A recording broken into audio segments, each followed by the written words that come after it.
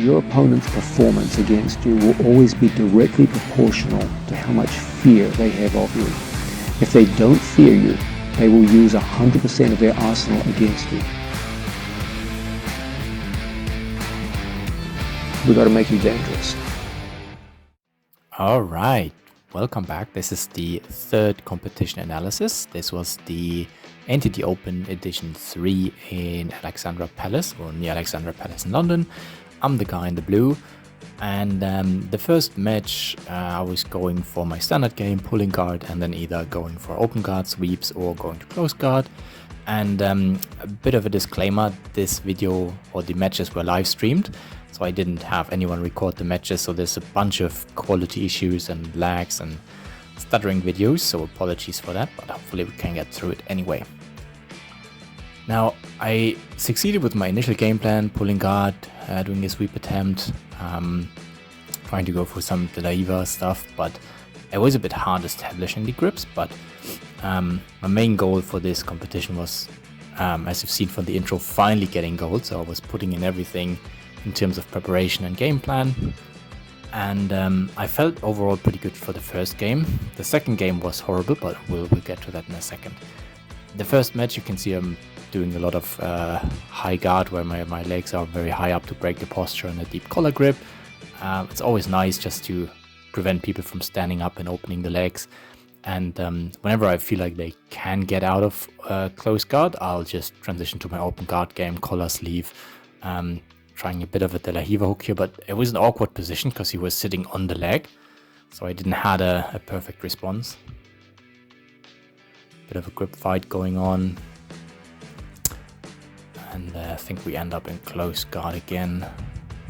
Oh, nope, open guard, tripod sweep, my favorite move, followed by knee cut slice. And this is an issue I've seen quite a few times, that I do struggle with the passing. I was going for knee cut slice, and I'm kind of favoring the near side collar rather than the underhook. I don't know if it's good or bad, but haven't made up my mind what the best solution is. Bit of a weird situation where I tried to block his hips as I was passing, and that exposed my arm. Luckily nothing happened, but I'm sure there's better solutions. Doing a bit of a cross collar choke attempt as I'm passing guard, end up in side control. And overall, I think the theme for the first match was really getting better at maintaining side control, transitioning in side control, and attacking in side control. So you see the next minute and a half me more or less establishing side control, keeping it, barely getting back. And again, sorry for all the lags and delays, there were some issues on their stream. End up in side control. Usually I don't like side control that much. I find it embarrassingly difficult to hold people, but for some reason in this competition it ended up being okay. I got in a decent spot now. In a minute I'll just isolate the near side arm quite well, so it's very high up, it's above his head. Like, this is dream scenario, right? I got the mouse trap, and where I'm trying to catch his left arm with the Americana, and I even get the grip, and I thought, oh, this is going great, I got the submission. But I can't finish it. I don't know why, I don't know how. Maybe I didn't pull in my right elbow enough to make it close. He somehow got his arm out, which should never happen, because it's two arms against one. And I'm a bit reluctant to transition, so I'm still keeping on to that mousetrap system, going for the Americana. Not really transitioning at all. I'm feeling the tiredness, and you see also my feet being very inactive. They're just like dead feet on the floor. I'm not driving in. The commentators at that time pointed out correctly that I should try to go to knee and belly, or do some other moves. I'm very much holding him in here, and it worked fine for a minute, but eventually I got tired, which shouldn't be the case. Like, the guy on top shouldn't really get more tired than the one on bottom. So I think I was losing my my cool and my temper, and somehow opened up his hips, and he does a huge bridge in just a second and gets out. And you can see my slow reaction. He bridges, I barely react. I'm just sitting there like a lazy rock. Check the clock and saw it's just a couple of minutes. Let's just relax. So my game plan was not get swept, not get in a bad position. I'm going down on my knees and securing that first match. overall, it was okay. I felt good, I felt in control. I got my 2 sweeps, 2.5 sweeps, got the side control, attempted the Americana and a few cross-collar chokes. So overall, it was an okay match. And I was so huffing and puffing after this match. I was a bit sad and shocked because I prepared a bit more on my cardio than usual, but it didn't really translate well into the second game that you'll see in a second. So again, lots of delays and lags. Sorry for the submission, not the submission, the quality of the stream and the video. So again, I think the main theme of the first match was everything around side control.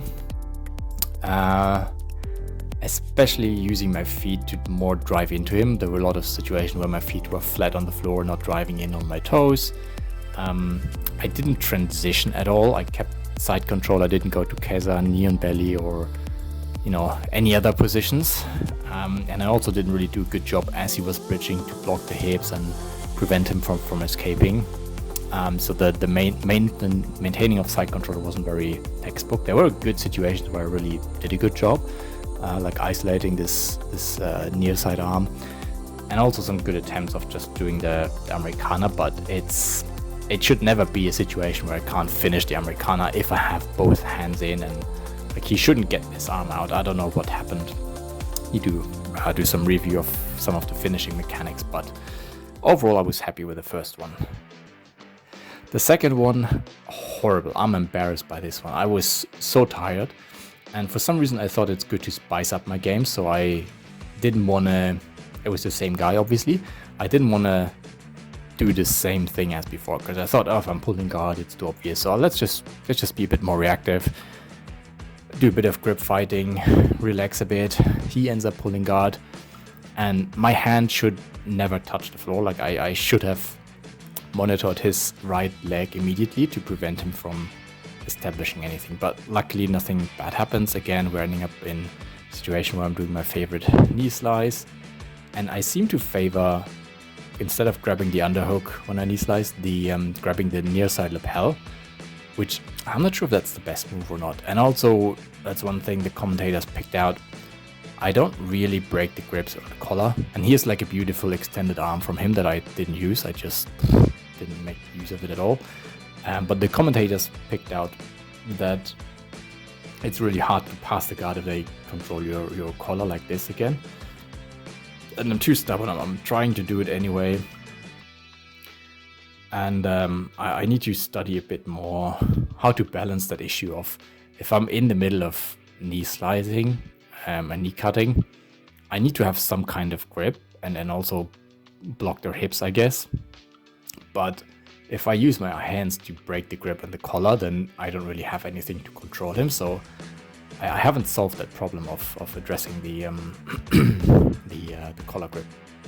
Here, instead of going up and preventing him the sweep points, I decided to go for a footlock, which I have a success rate of 0%. It's one of these submissions I never use. I never go for it. I don't know. Feet don't interest me that much. But yeah, I mean, it was no points anyway. It was submission only, and then with no submissions, then it's referee decision. But obviously, in my mind, imaginary points are, I guess, the measure for the referee to decide.